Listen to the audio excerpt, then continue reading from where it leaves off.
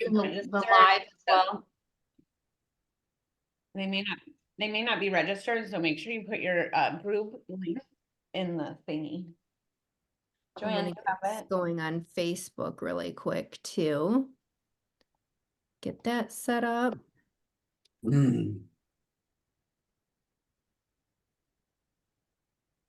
Right, that's gonna go. Oh, I know that. All right. All types of recordings happening. Okay, well, it's 11:30, guys. Thanks for everybody for showing up. So if you saw my little quick video earlier, I made just a little intro of what's going on today. It's like, okay, I got a lead. Now what do? I got to call them. What the hell do I say? So our awesome Alex Mayer is here, and he's going to help us with that. Alex? Awesome. I'm guessing you want me to just jump right into it, right? I mean, you can, whatever you want, whatever you're comfortable with. I recognize a lot of these faces on here, so that's a lot of fun. Some of you guys have actually heard me talk about this a few times, probably over the years as well. So, I have had a long history in sales, actually. Before I got into real estate, I was in auto sales. I loved auto sales. I actually think auto sales actually set me up really well for real estate because it taught me to have conversations with complete strangers pretty quickly. And before I was in auto sales, I was actually in a call center. I was actually a debt collector. Don't hold that against me, but it was a good way to pay the bills, and it was commission paid, and I was making more money than all my other friends when I was in college. So I learned really quickly how to have detailed conversations, build rapport people over the phone really quickly. I think within our organization as a whole, we do a phenomenal job of learning how to market ourselves properly, how to get ourselves in front of people, creating that parasocial relationship, and making sure that our branding and marketing is on point. But if you don't know how to actually sell something, how to have that initial phone call, whether it's an online lead registration, it's a referral that comes through to you, or it's some sort of registration on one of your websites, as far as like someone reaching out to you because they saw your marketing. You have to have an initial phone conversation with people. So today I'm going to talk about kind of the basics of my initial phone conversations that I have with clients and really how I work out things that way.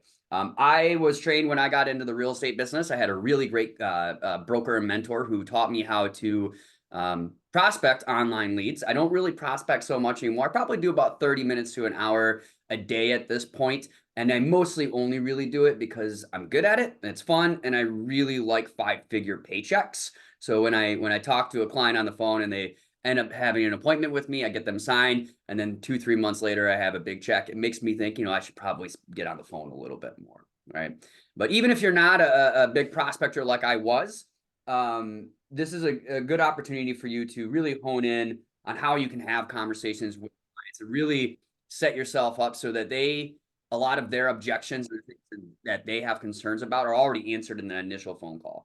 When I talk to people who are my referral sources, the people who refer me a lot of business, I am always reiterating to anyone who's ever worked with me that a 10-minute conversation with me is going to get you pointed in the right direction. It'll be probably one of the best 10-minute conversations with me about real estate to help you get set up along the test. So I always tell people, don't get too stressed with this. This is not a script phone call. I don't do scripts. I do believe that having an understanding of what it is you want to say is really important. And I'll get to that in a little bit when I talk about the section of having arrows in the quiver, which is, if you're an archer, right, you have to have an arrow they're going to pull out. Some people refer to it as like a tool in the toolbox. What are you going to say when someone hits you with some certain objection, right? So I'm usually going to be focusing on those things. But my 3 main jobs as a real estate agent, number 1, every single day, is I have to generate business.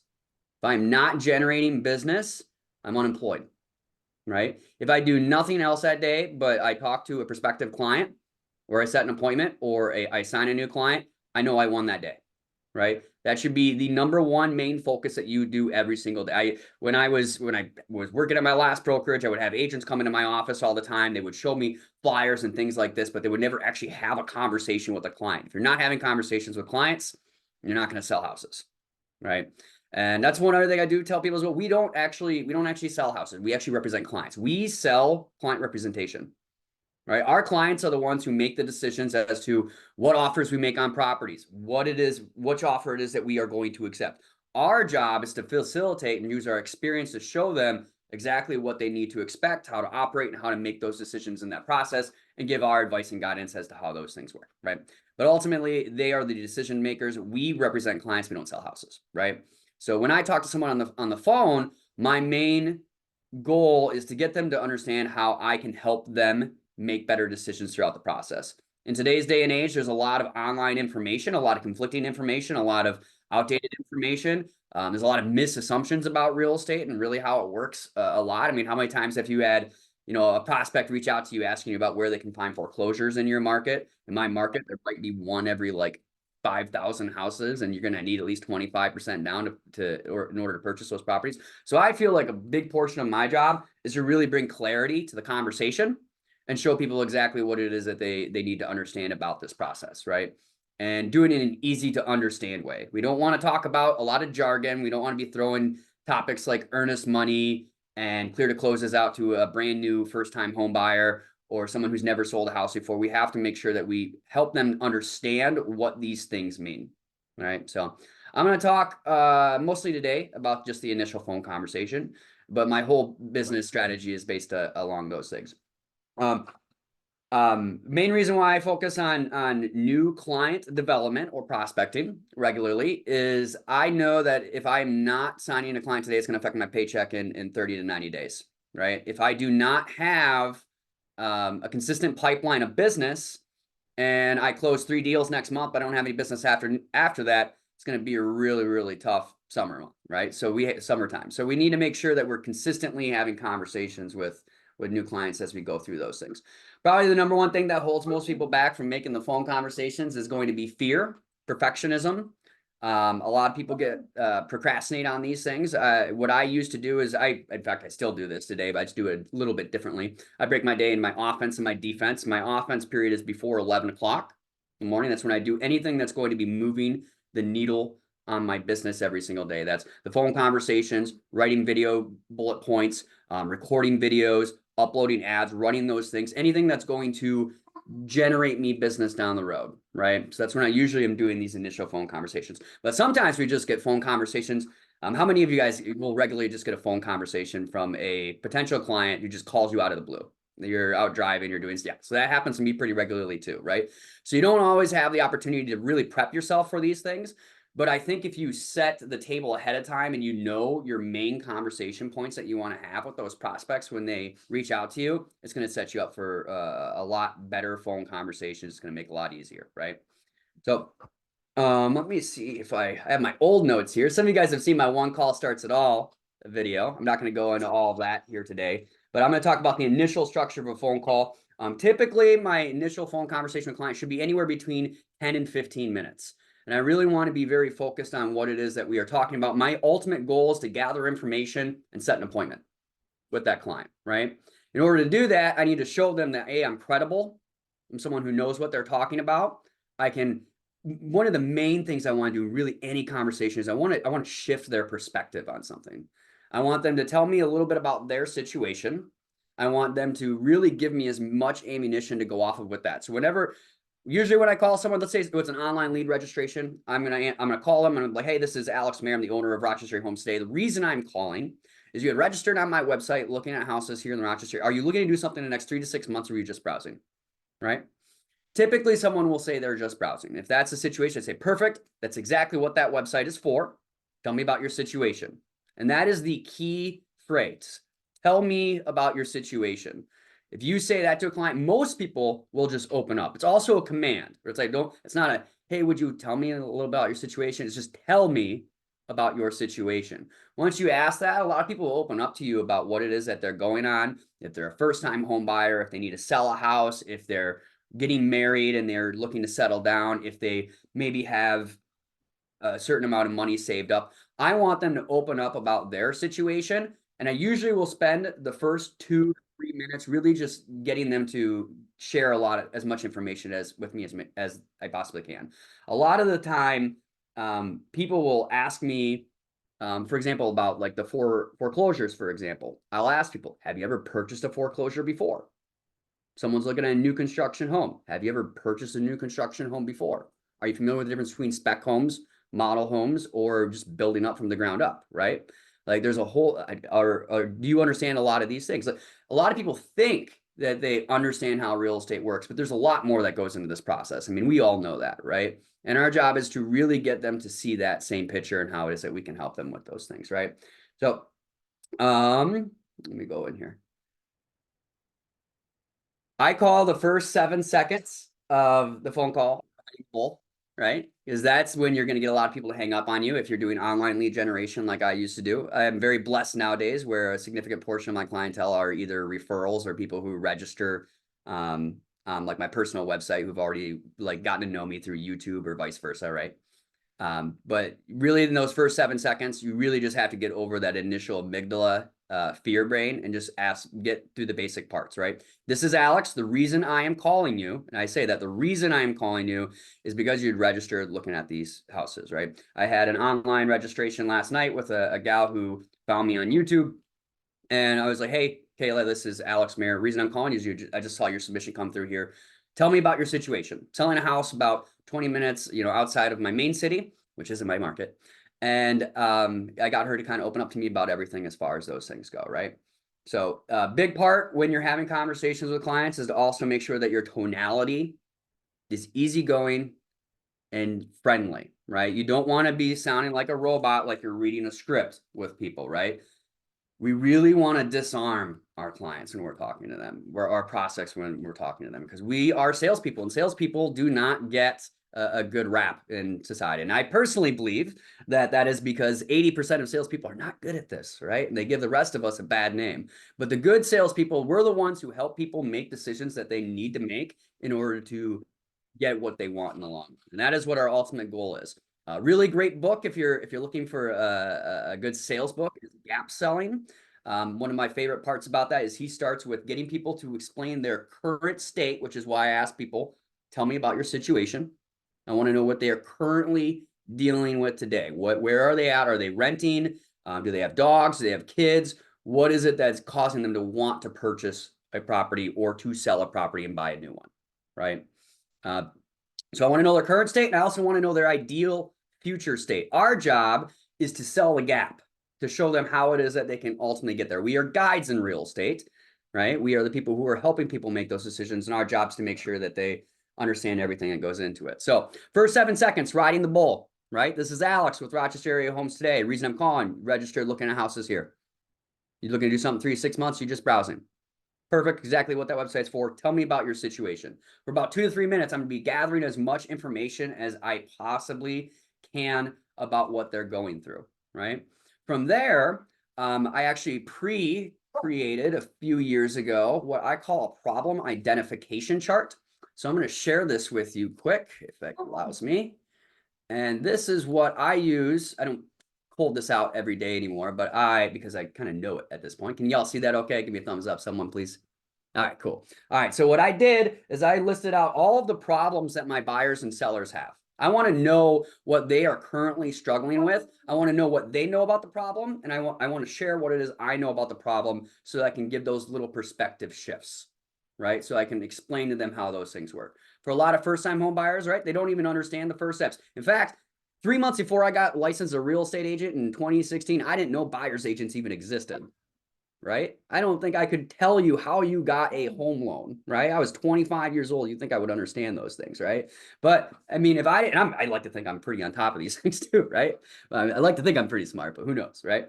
And ultimately, there's a lot of conflicting information online. You can go on YouTube, you can see rabbit holes, and they're going to tell you that you should be offering 60%. What Robert Kiyosaki in one of his books says, offer like 50% on houses on the market, find a realtor who would do that. I would lose my mind if I ever had a client want me to make lowball offers like that, right?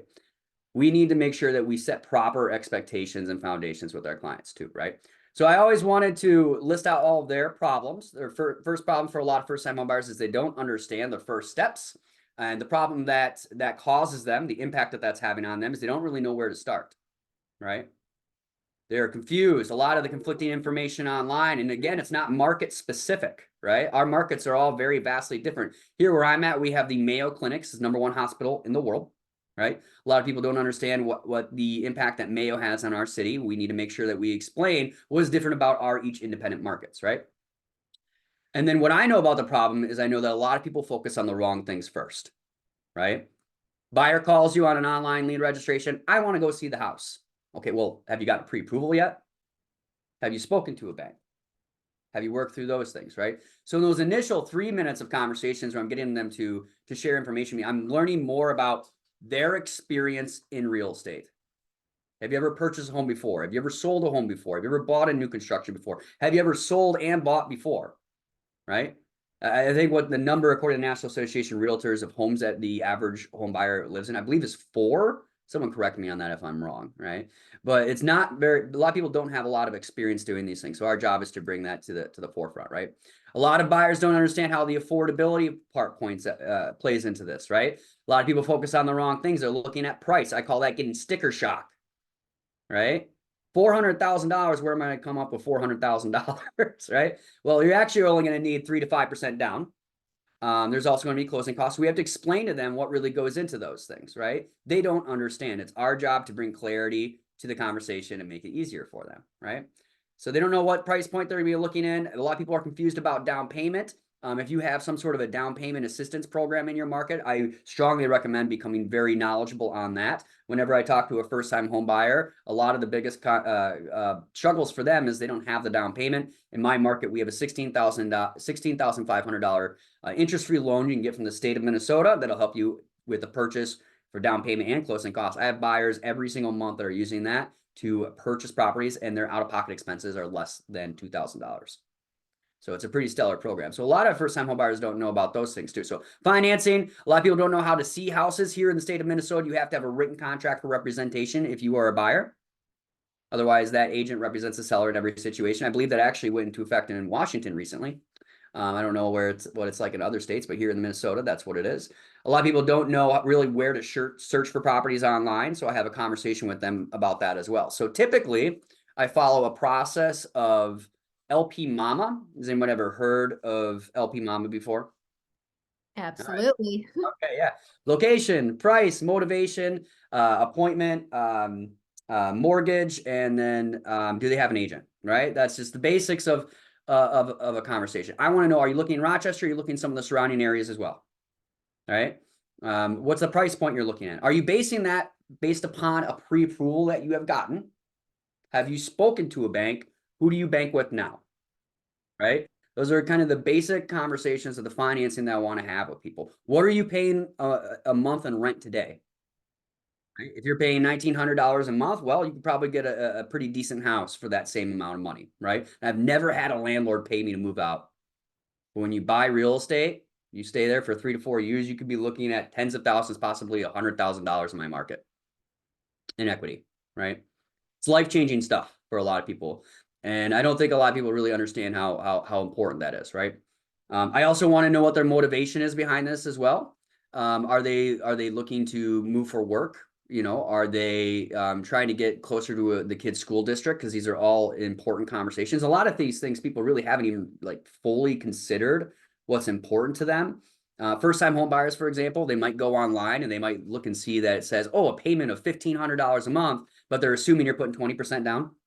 They're assuming that you're paying your property taxes on your own, your homeowner's insurance on your own. And I actually want to make my prospects feel that pain a little bit too, right? For example, when I ask people, you know, how have you been finding properties so far? Have you seen the inside of any houses yet? You know, maybe it's just open houses, right? Or I've just been looking online, right? Well, if you're using some of these online home search engines, just understand that many of them can be a week to 2 weeks outdated.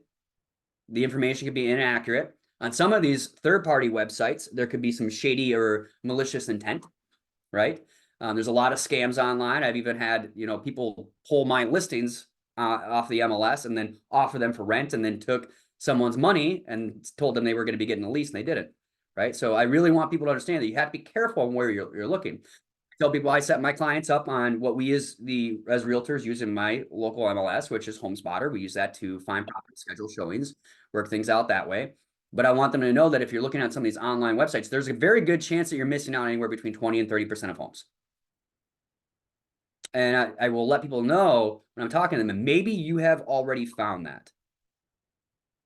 When I say those things, I get a yes a lot of the time, right? Yeah, I have found that. I saw a house that I really liked, and then I called the agent and it was already sold.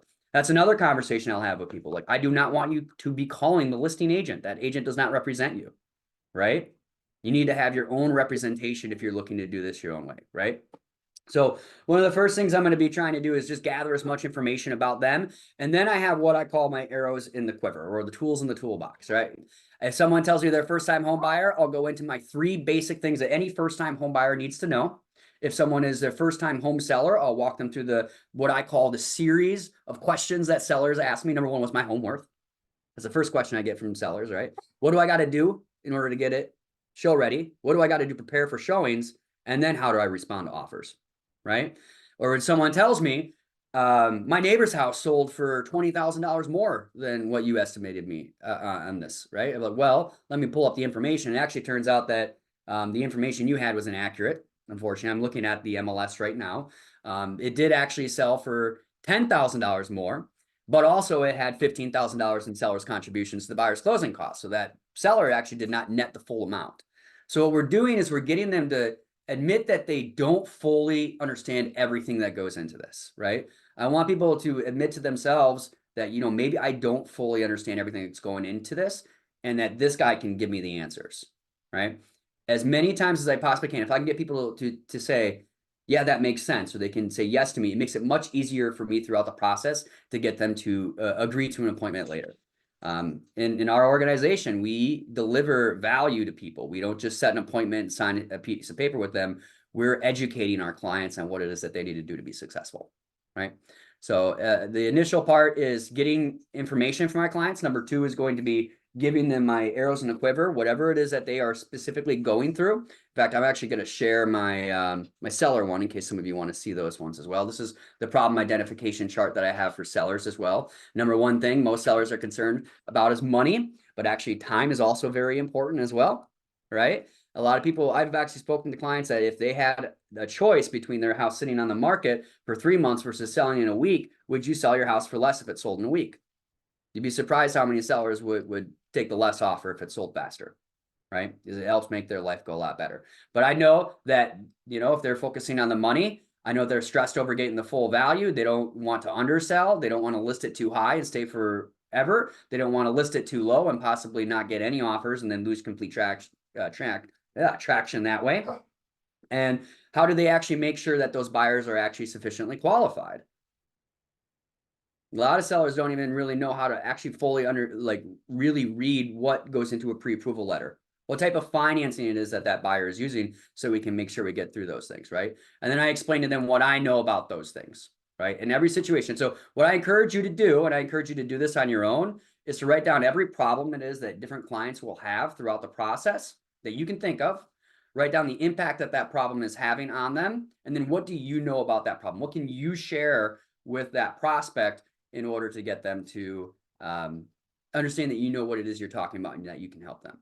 Once I get them to give me probably about 3 or 4 different yeses, or that they understand a little bit or have changed their perspective in a few different areas, that's when I will let them know, based upon our conversation here, I think it's a good idea for us to get together where I can explain everything that goes into it. If it's a first-time home buyer, I'm going to make sure that you understand all the different types of financing that's available to you. What makes up a mortgage payment? Because there's a lot of conflicting information online. I want you to know what it is I'm looking at. Number 1, most important thing that most loan officers are going to ask me when you find a house you like, what are the property taxes, right? How is it a $1,200 difference in your property taxes, $100 more a month on your mortgage? You can have the same payment on a $250,000 house as you do on a $300,000 house. This is why it's important. I always want people to understand why these things are important to them to understand, right? Then I'm going to break down, how do we actually shop for homes? What are we looking for? And then how do we actually make an offer that's going to get accepted?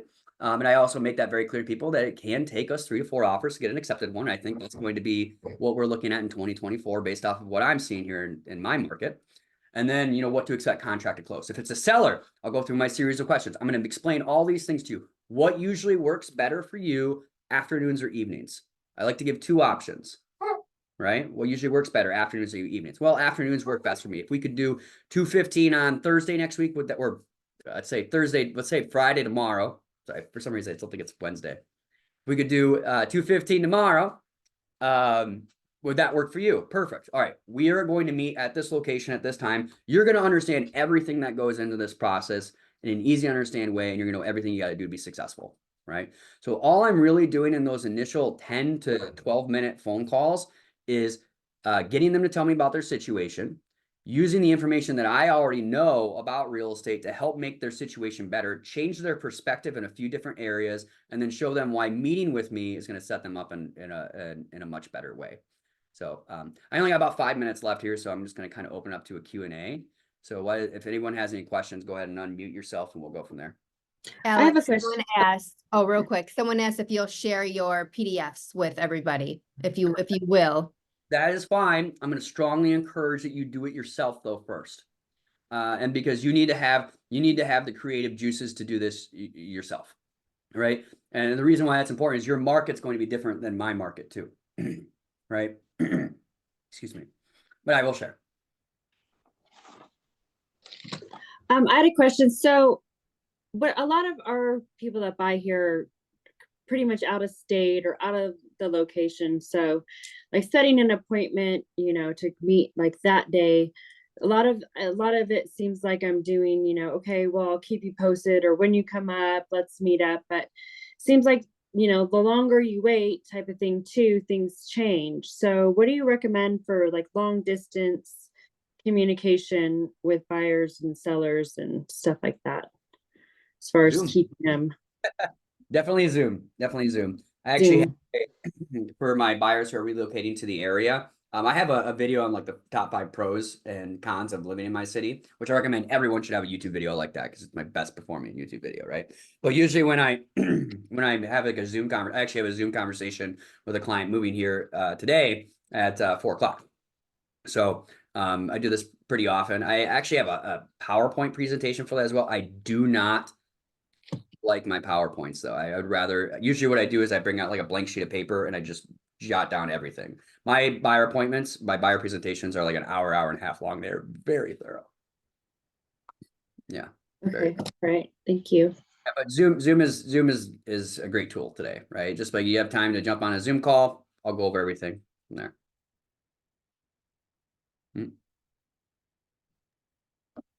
Any other questions? Alex, do you want to, maybe someone wants to role play with Alex, like on how an actual phone call would sound? Anyone brave enough? Brittany, I know Brittany likes to role play. Manny, I know see Manny likes to Herb- role play. Herb's raising his hands, Oh, all right, let's go. Herb. waving.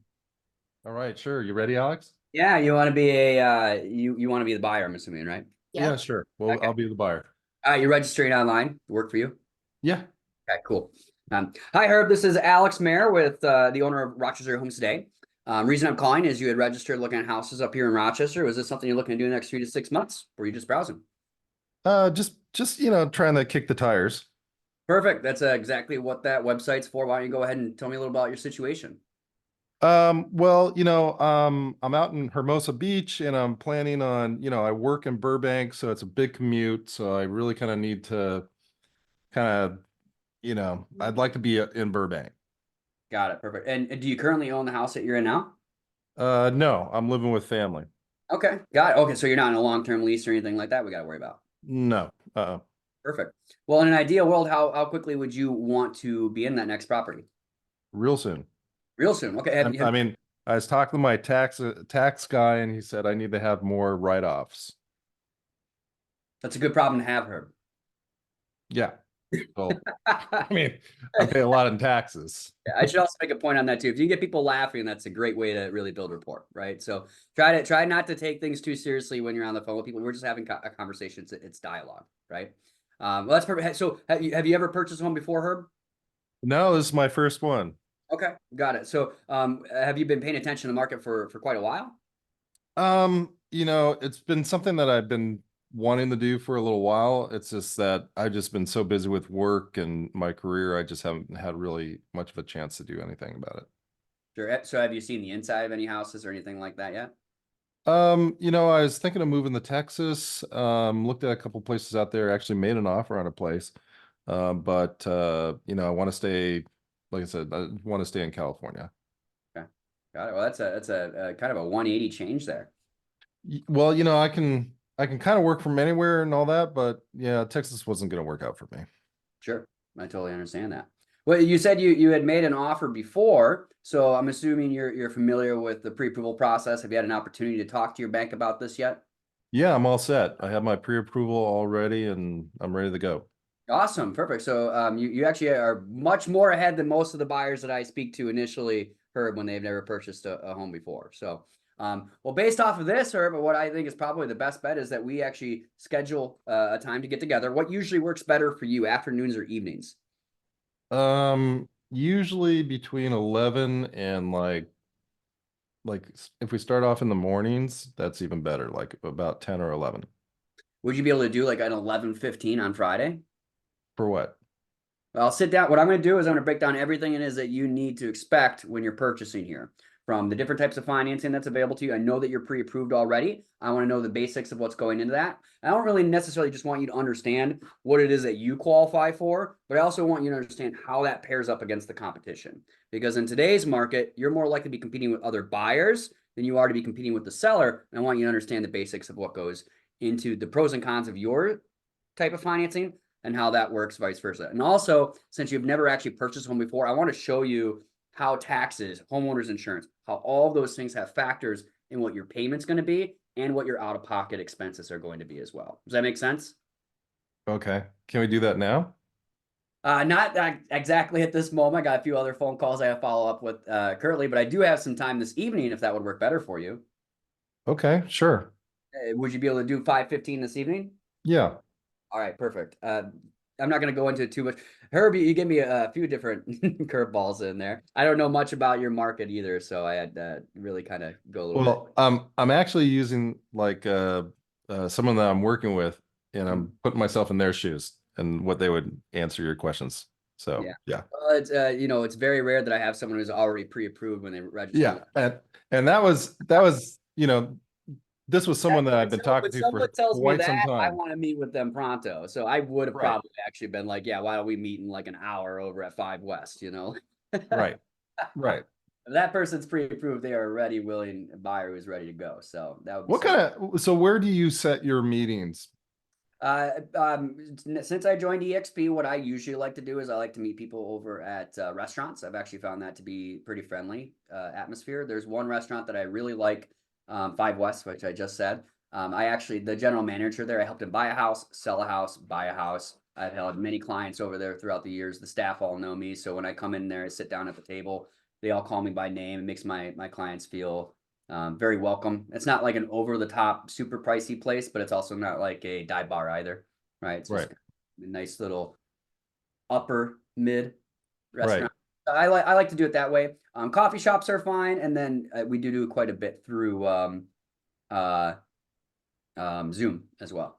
Right. Like when I got someone who's moving here from out of state, especially with my YouTube channel and people who are researching realtors online, because of the way our organization is set up and how we dominate the social media aspect with reviews and things like that. I get a lot of clients who are moving to the area. And by the way, YouTube clients are literally the best. They will call you and they're like, hey, will you be my agent? Because they already know you. That's that parasocial relationship, right? Yeah. And that's the one thing that when I initially started prospecting years and years ago, that one of the reasons why I fell in love with KMO and the organization in general. When I'm prospecting people or calling people on the phone, they don't know me from Adam, right? I have to establish credibility, show them who I am, everything that goes into that. As I built my career around the digital marketing and having videos like that regularly, I don't run into that so much anymore because they already feel like they know me and that they can trust me. It makes the business so much easier. And if you have videos and you are doing phone prospecting like that, if someone tells me they're first time home buyer or first time home seller or whatever it is, I usually have a video that I'll send them afterwards that kind of breaks down the basics of those things, right? A lot of when I talk to first time home buyers, some of them are nervous about getting the financing. So like they might hit with the objection, well, I don't really want to speak to a bank yet, right? I kind of do it in a roundabout way. It's not mean, but what I'll tell people is like, in my opinion, not getting a pre-approval if you want to buy a house this year is like not looking at your bank account because you're afraid of what the balance looks like. If you're afraid of what your balance on your bank account looks like, you should probably go look at your bank account. Right. And having a pre-approval letter is just going to set you up for success. And anytime I have someone, well, I'm not actually looking to purchase for another 4 to 6 months. Right. Well, I think you should talk to a loan officer today, because there's a good chance that there might be something on your credit that we could improve today, such that it's going to help you qualify for a better type of financing 3 to 4 months down the road. Right. And I cannot tell you how many times in my career that I have had someone tell me that they're going to have no issue with the financing. They get to the point when they're ready to purchase. They finally get a pre-approved and they find out there was some silly thing that got reported to their credit that was damaging their credit score by 30 to 40 points. And now either they are qualified for a lower type of financing or they're not qualified at all. Right. But this is something that had we gotten ahead of 2 to 3 months ahead of time, we would have been in a much better situation. And I also like to artificially move up timelines. When I talk to first-time home buyers, for example, a lot of them don't understand. Like, let's say by some miracle, you found the perfect house today. Got an offer on it, got accepted. We're probably not closing until early March. Right? Big difference from when you're renting properties where you have first month security deposit and then rent's due next month. You will have your down payment, your closing costs in March. You will skip your April payment, first payments in May. For a lot of first-time home buyers, that is a huge break, and they don't understand really how. What we're doing is we're artificially moving up the timeline, right? Because now they were thinking, well, I want to buy a house. It's not like Amazon. We click a button and now we are a homeowner, right? There's a process that goes into that. That doesn't even take into consideration the amount of time that we are actually out looking at properties too.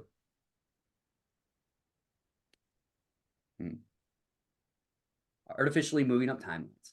I have another question about your Zoom meetings. Are you like you said you have a pretty thorough presentation when you're meeting people in person. So you're bringing like literature and everything like that. So when you do like your Zoom meetings, are you doing share screening and sharing your presentation that way with them, or are you just having a face-to-face? Yeah, so I actually don't I don't bring any literature. You don't do. It's just an hour and a half. You just talk for. I bring 2 blank sheets of computer paper with me, and I sit across from them. I ask them, the basics of 4 questions. Buyer and seller presentations are a little different, right? It's a very long conversation. But my buyer presentation, like that blank sheet of paper will be all noted up by the end. And I tell my clients, it's not really, that piece of paper is not actually there for them. It's so that I keep myself on track. I'm just talking to them and explaining how all these different things work.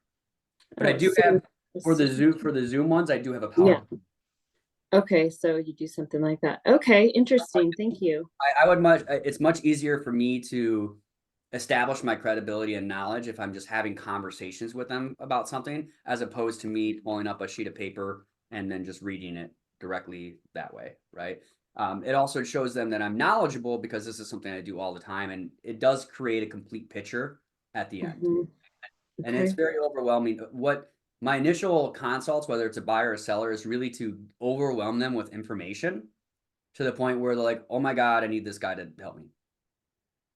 But I do tell my clients, like, if you pick up 50% of what I'm sharing with you here, it's going to put you head and shoulders above other buyers, other sellers. And there's no quiz, there's no test. You have access to me, right?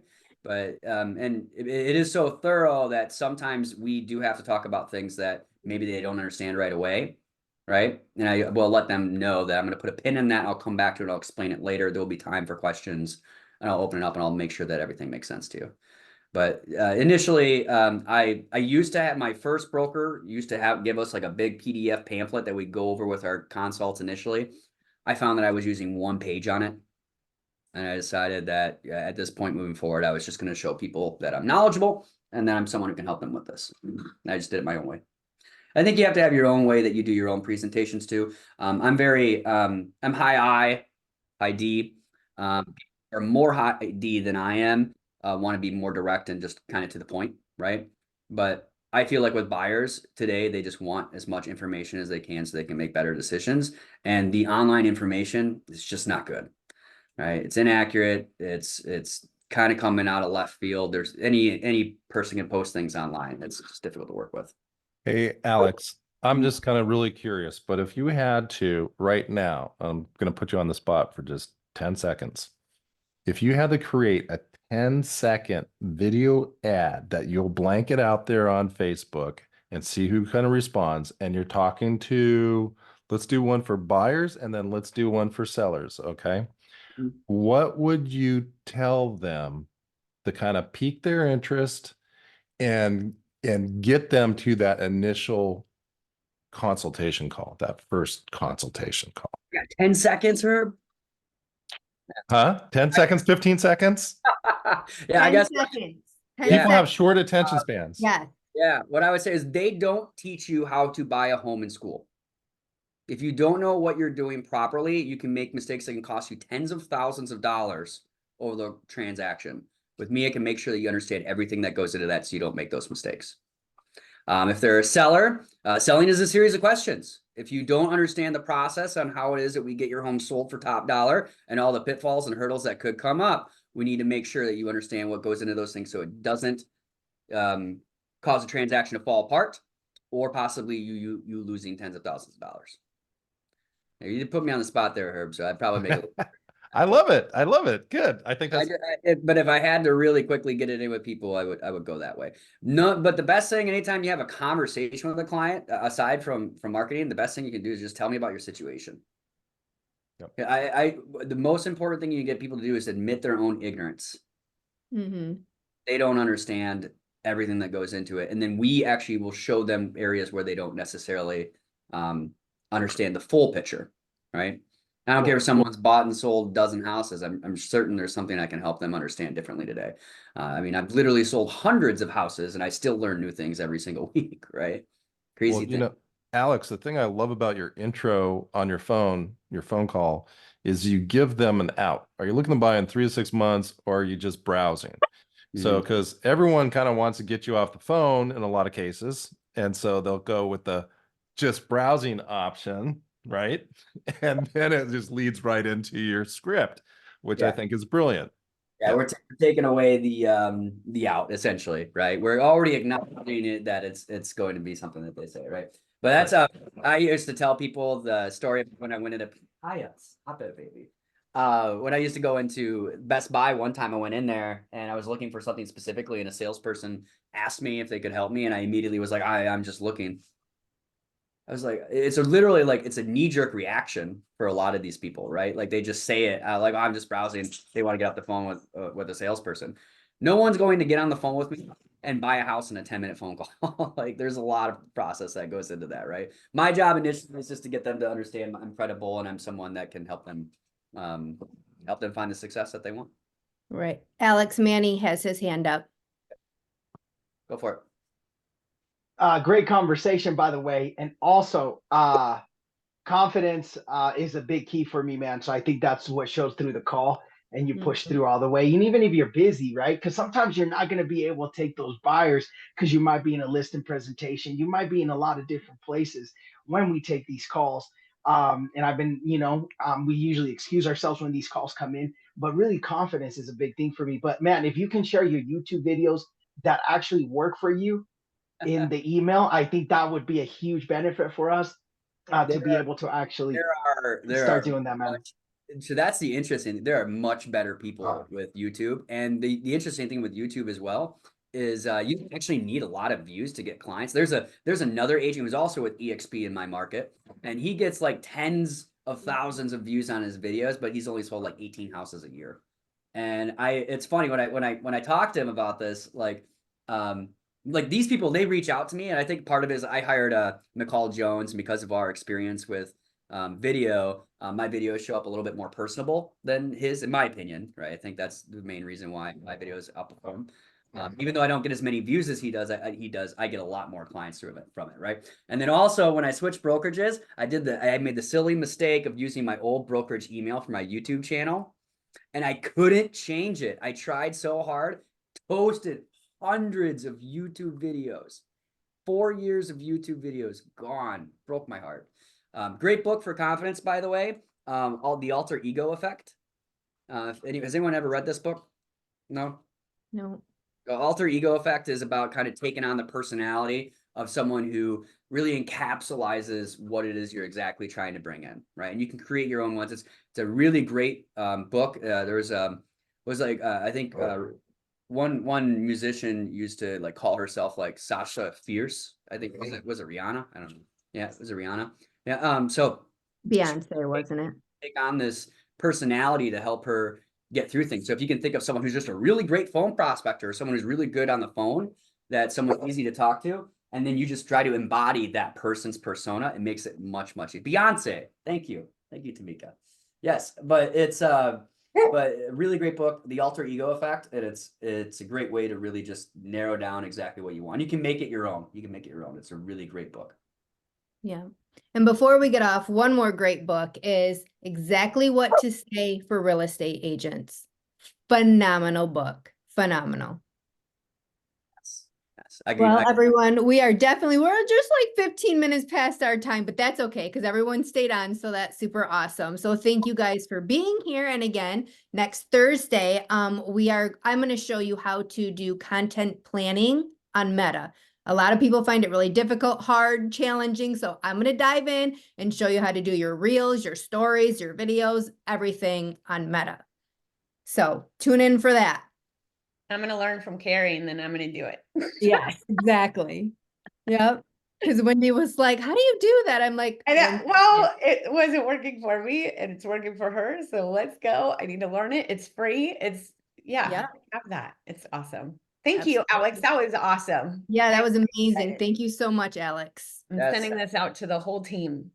Yes. Yes, happy to help. I love teaching this stuff too. This one's a little bit more disorganized than Do you have normal. a Google link to your spreadsheet or are you going to give it to Carrie so she can put it in the group or? I'll share it with Carrie here. I'll send it to you through Messenger, Carrie, and you can upload Okay. it. Thank Perfect. you, Alex. I would strongly recommend you do that yourself, by the way. It's going to be much better if you do it on your own. Perfect. All right, guys. Thank you All right. so much. Yeah. Bye.